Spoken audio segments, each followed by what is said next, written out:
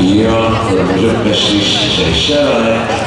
Ma kui protokolli vaadata, tundub, et siin ka Eesti meestvõistluste medalid jagatud, aga Anna Jussik on järgmine.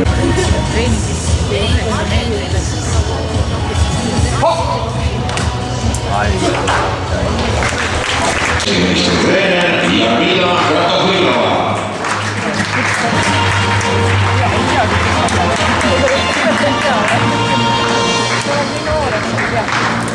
Palju esivõimikule ja loomusliku saanud mõistes uskumatus suunas 3 aasta tõus Eesti siserekordid.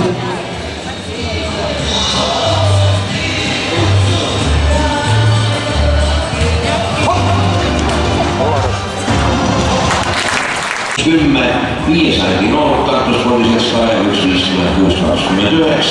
6 Ragnar Lipp Eestimaa ülikooli spordiklubi 57-30, 7 kolmas ülekohal läheb Ilves Suulinnast, 3.